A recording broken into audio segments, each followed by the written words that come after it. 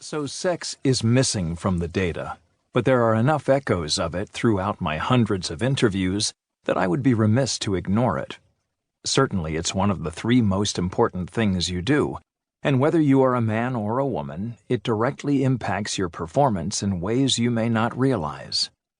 Sex affects your hormone levels, your neurotransmitters, your brain waves, and your overall happiness levels, each of which, in turn, has a direct impact on your ability to perform as a parent, partner, friend, employee, and any other roles you may have or aspire to fill. As you read earlier, we are hardwired to do 3 things in order of importance: fight or flee, feed, and the F word that this chapter is about. These are the behaviors that keep you alive and ensure you will help propagate the species, so your body prioritizes them above all else. That means your body produces the most energy to support these instincts. The entire point of being bulletproof is to master these motivations so that you can redirect the energy behind them as you see fit. Sex is one of the 3 reasons your body thinks it is alive, so it is a powerful motivating force that can either suck up a ton of your energy or, if you follow the advice in this chapter, supercharge your performance. Law 15. Stop thinking with what's in your pants. If you're a man, you need to learn to redirect your sexual energy into being a better human being. Your body uses huge amounts of energy to make sure you help the species reproduce. Instead, put that energy to better uses. Doing so will help you to be happier, live longer, and kick more ass. Your stress will go down and your energy will go up when you teach your body that the world won't end if you don't have an orgasm. Just as it won't end if you skip a meal.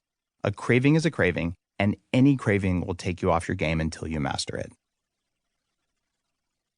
In 2011, researchers at New York University learned some interesting things about sex and violence. They injected light-sensitive proteins into the brains of male mice and then used fiber optic technology to stimulate the proteins. Specifically, the proteins were injected into the hypothalamus, a region of the brain involved in certain metabolic processes, including hunger, body temperature, and hormone regulation. When they put male mice together in a cage and triggered this part of the hypothalamus with a flash of light, the mice suddenly turned violent. Out of nowhere, the mice that had previously been completely docile attacked other mice or whatever objects were nearby. There was only one activity that prevented these violent urges: sex. When the researchers lit up the same part of the brain while the mice were having sex, nothing happened. But interestingly, once the male mice ejaculated, they went back to being easily provoked. The researchers looked at the mice's individual neurons and found an overlap between the neurons that were active during fighting and during sex. This may have been the first time scientists were able to see on a neuron-by-neuron basis that the same part of the brain is involved in violence and sex.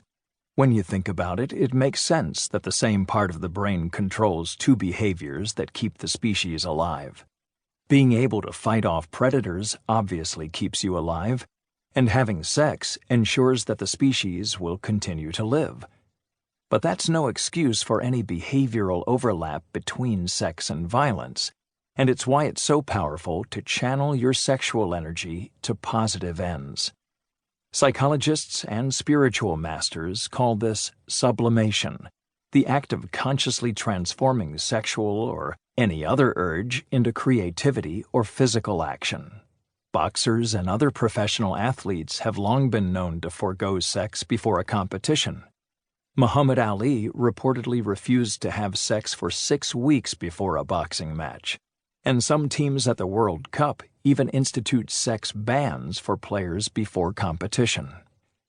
I first came across this idea in the seminal book Think and Grow Rich, published by Napoleon Hill in 1938. This classic book, which was perhaps one of the first business and personal development books ever to be published to acclaim and success, includes an entire chapter on transforming male sexual energy into productivity. Hill's book was based on observations because he didn't have access to neuroscience. But his ideas and techniques have been really helpful to me.